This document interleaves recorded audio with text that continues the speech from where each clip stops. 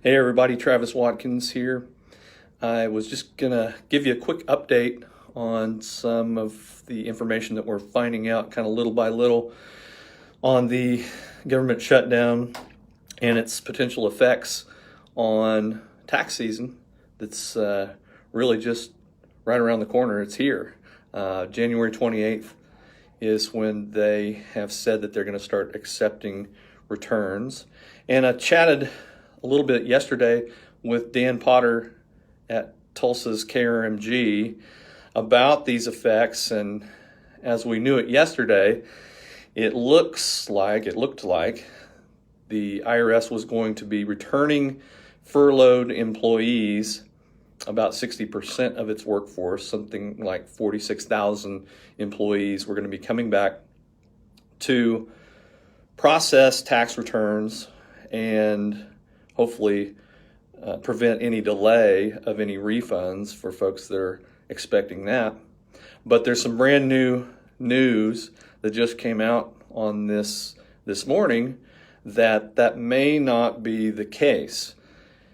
Here's what I'm talking about. The IRS employees that we're talking about here are union employees. In other words, they are governed, their employment is governed by a collective bargaining agreement with the IRS, which provides an out for IRS employees if there is any type of undue prejudice, or I think the exact phrasing of it was, if there's hardship, then they don't have to return to work. And I mean, this makes a lot of sense. I mean, the furloughed employees were going to have to return without immediate pay for the work that they were being asked to do. Now, I think they will ultimately get back pay for all this, but for the immediate future, they were going to have to return without pay, which, makes union officials not so happy, including the employees that have to do the actual work. So undue delay under these collective bargaining agreements with the union, between the union and the IRS, are pretty squishy. It sounds like it looks like they can undo hardship here is pretty much anything. Can't get to work because of a flat tire, or something, sickness with your kid, things like that. And not surprisingly, they're seeing this with other governmental agencies as well, what they're calling a sick out, like a walkout, whenever these employees are calling in mass and not showing up for work, and not showing up for work unpaid in the immediate future.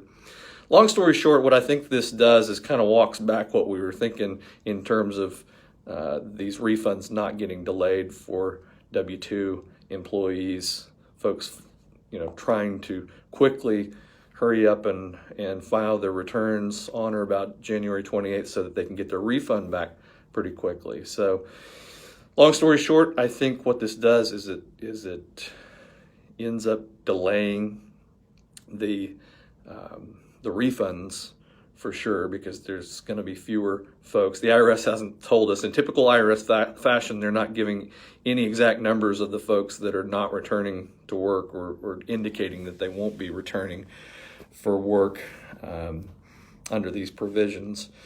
But I think it's safe to say, as I mentioned yesterday on the radio, the IRS historically, especially when there's a shutdown, not only do they delay the refunds, they delay or set back the filing date. They haven't done that as of this moment. But here's what you need to do.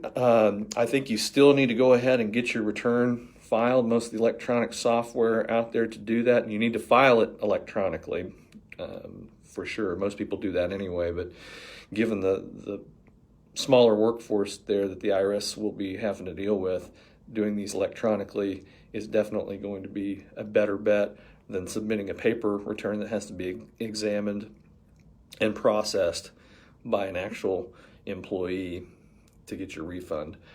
If you have questions about this, 800-721-7054 is the number to call. And We're also running specials right now up until tax day for folks to get their tax returns prepared by us.